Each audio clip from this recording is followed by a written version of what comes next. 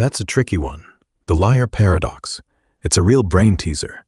It starts with a statement like, "This sentence is false." At first glance, it seems simple, but it unravels fast. If the sentence is true, then it must be false, as it says. But if it's false, then it's true, because it correctly states that it's false. It's a loop with no exit, flipping between true and false endlessly. So, let's dive into the meat of it and tackle your question, can truth lie? The liar paradox, often tied to the ancient Greek philosopher Epimenides, isn't just a word game. It challenges our core ideas about truth, language, and logic. Truth is supposed to be clear. Something's either true or false, aligning with reality or not. But the liar statement breaks that. It's self-referential, meaning it talks about itself, and that's where the trouble starts. It's like a mirror reflecting a mirror. Things get weird fast. Let's address the heart of your question. Can truth lie? In a classical sense, no. Truth is the opposite of a lie. A true statement matches reality. A lie misleads. The liar paradox, though, doesn't show truth lying in the sneaky, intentional way we usually think of lies. Instead, it reveals a glitch where truth can't pin itself down. The statement, "This sentence is false," isn't lying in a deceptive sense. It's just stuck in a logical bind, unable to be consistently true or false. So, truth isn't lying here. It's more like truth is tripping over its own feet because of how we've structured the sentence. Now, let's unpack the paradox itself. Philosophers and logicians have wrestled with this for ages, and there are several ways they try to make sense of it. One approach, championed by Alfred Tarski, says the problem is language itself.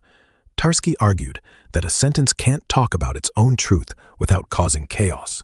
To fix this, he proposed a hierarchy of languages. In one language, you make statements about the world. To talk about the truth of those statements, you need a separate meta-language. So, "This sentence is false" would be invalid because it tries to judge its own truth within the same language level. It's like saying a judge can't preside over their own case. It needs an outside perspective. Another take comes from paraconsistent logic, which is a bit wilder. Some logicians, like Graham Priest, argue that certain statements can be both true and false at the same time, a concept called dialetheism. In this view, the liar paradox isn't a flaw, but a feature of how truth works in tricky cases. It's like saying the universe allows for some contradictions, and we just have to live with that. This is tough to swallow because we're used to truth being all or nothing, but it's a bold way to dodge the paradox's trap. Then, there's the idea that the liar's sentence isn't a real statement at all. Think about it like this.